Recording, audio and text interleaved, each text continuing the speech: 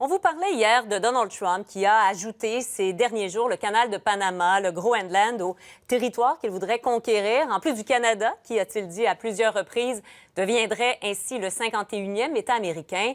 Et son fils Eric Trump en a remis dans les dernières heures. Voyez en publiant sur X un montage où on voit son père en train d'acheter sur Amazon les 3 endroits en disant « On est de retour en force ». Guillaume Lavoie est membre associé à la chaire Raoul d'Endurant. Il est avec nous ce soir. Bonjour Guillaume. Bonjour, Marianne. Est-ce que, la blague se poursuit ou c'est plus tout à fait clair, là, ce qui relève de l'humour et ce qui relève de la politique étrangère à venir de Trump et de son équipe? Bien, d'abord, la méthode Trump, c'est celle du petit bully. C'est d'énerver. En plus, il y a peu de nouvelles à ce moment-là. Évidemment, de laisser faire Eric Trump. S'il y a des parents là, parmi nous qui se demandent est-ce que j'ai besoin d'arguments de plus pour pas laisser mes enfants utiliser les médias sociaux, en voici un superbe exemple. Mais au-delà de ça, c'est Trump veut provoquer, veut créer l'événement. Il adore être le sujet numéro 1 dans les médias.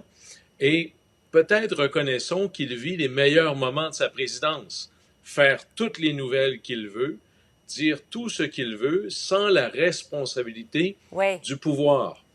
Et Eric Trump qui dit on est tellement de retour, il y a quelques jours à peine, Trump a essayé d'influencer un vote au Congrès et il s'est fait déculotter.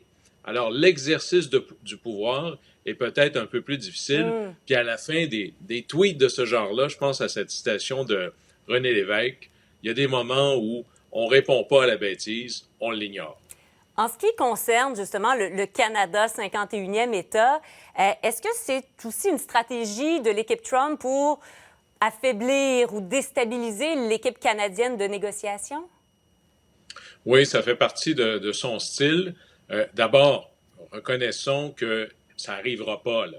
Ne serait-ce que parce que dans la loi américaine, il faudrait que le Parlement du Canada soit en faveur par un vote clair. Et imaginez ça demain matin. En plus, là, il y a d'autres qui attendent pour être des États américains, Washington, D.C. ou Puerto Rico.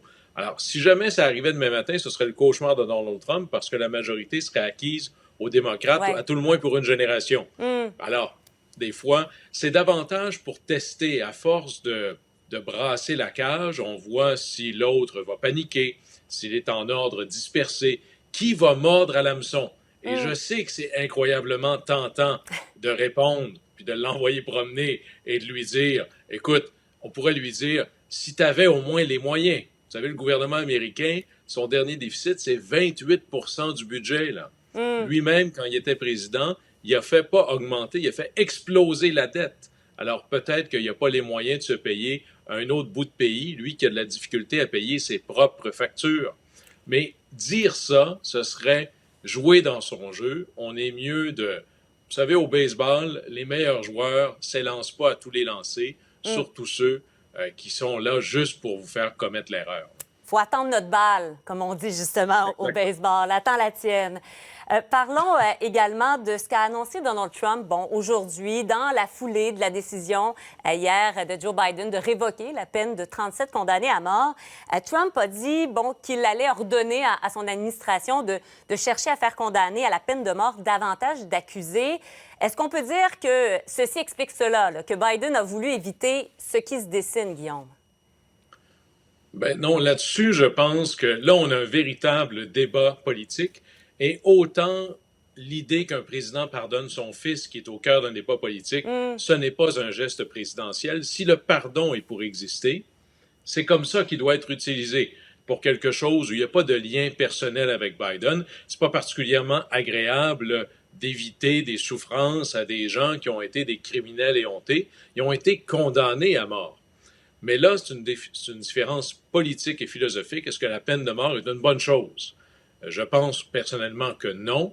Et Joe Biden a toujours eu des doutes profonds. D'abord, tuer quelqu'un quand vous êtes l'État, vous avez le droit à la sécurité, mais pas à la vengeance. Vous avez le droit à la justice, mais pas à la cruauté. Ensuite, il s'en va rencontrer le pape là, tout de suite au retour de l'année suivante. C'est des choses qui le travaillent.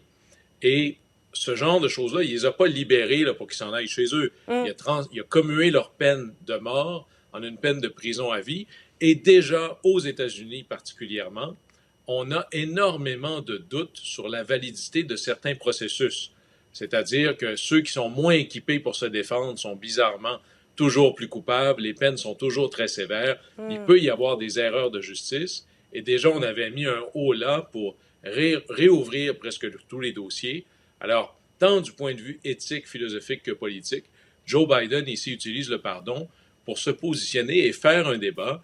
Et si vous voulez condamner quelqu'un à l'ultime châtiment, ben vous avez l'obligation d'avoir un système à toute épreuve. Et le système de justice américain au niveau criminel vient avec des coches mal taillées.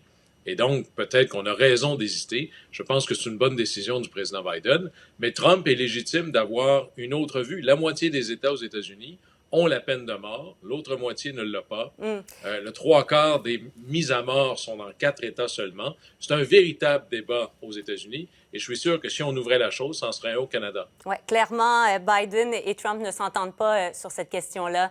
Guillaume Lavoie, merci beaucoup d'avoir été des nôtres. Au plaisir. Au revoir.